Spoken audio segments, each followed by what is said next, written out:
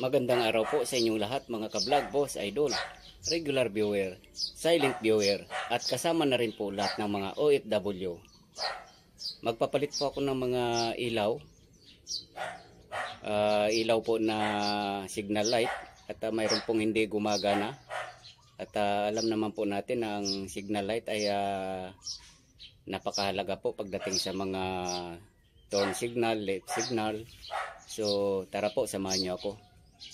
So ito po yung bukod tanging walang signal po, left hand side. Yung dito po ay gumagana. Ikutan lang po natin.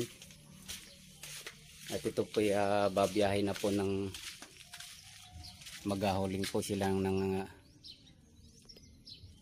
panghalo ng simento. Yan. Yan.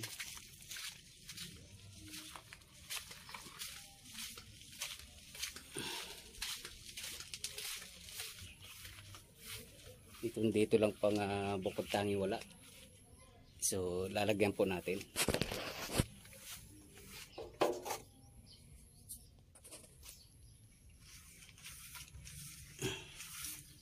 So naglagay na po ako ng bagong bumbilya pero nahihirapan siyang gumana.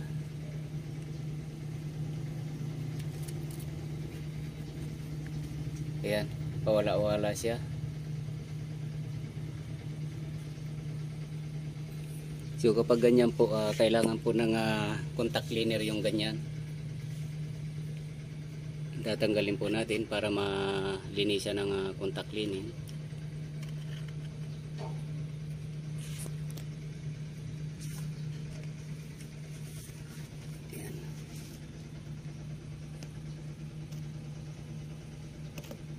Sunog po yung kailangan malinis. So patay muna natin yung switch.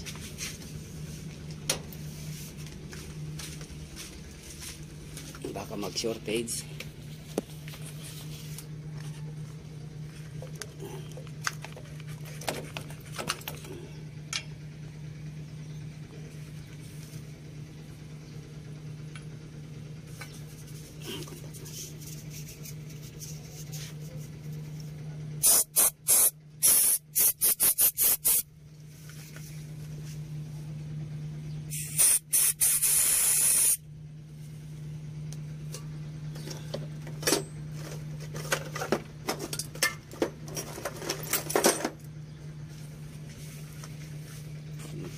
Kiss.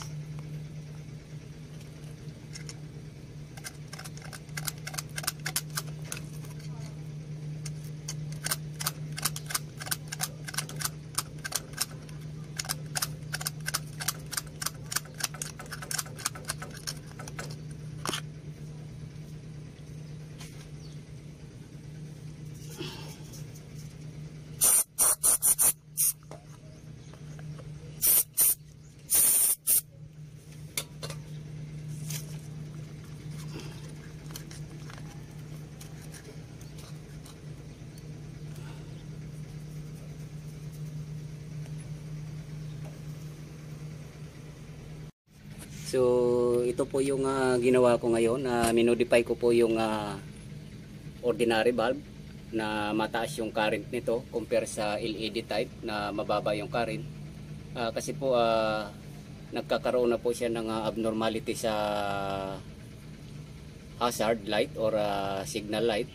Kasi hindi na po siguro kinakaya ng module. Kasi yung module po na nagsusupply dito sa hazard na to, kombinasyon po ng mga headlight, wiper, nandoon po, hindi po natin pwedeng palitan basta-basta yung kasi marami po ang madadamay at mahal po yun. So kapag ganito pong nahihirapan na sa nagpapakita siyang abnormality sa ordinary bulb, ang ginagawa ko po, minomodify ko yung light from ordinary to LED type. So kapag ganyan po, bumabalik po sa normal yung operasyon ng hazard at saka signal light po. So kaya ganyan na po, hindi na po siya namamatay at saka active na po siya.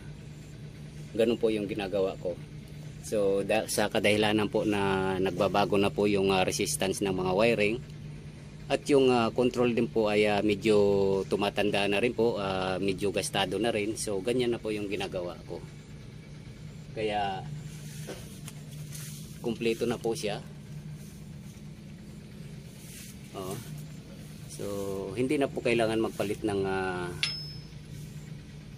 module para dahil lang po sa bombilya na to. Nakita nyo naman po hindi gumagana pag minsan gumagana. So yun lang po ang technique sa electronic type na may signal. So subukan nyo rin po kung mayroon po kayong mga ganitong klaseng sasakyan. Kasi yung iba po kasi pag na ayaw gumana, so pinipilit po nilang binabalik to. So marami po silang gagawing proseso. Samantala po ako, ito na po yung ginagawa ko. So hindi naman po ganun kasilanan tong mga dump truck kasi pang biyahe nga po to ng mga graba. So pwede na po yan. So kung nagustuhan nyo po yung video ko, so hanggang dito na lang po. Please like, subscribe na lang po, and hit notification bell para sa susunod na mga video. Maraming salamat po. God bless all.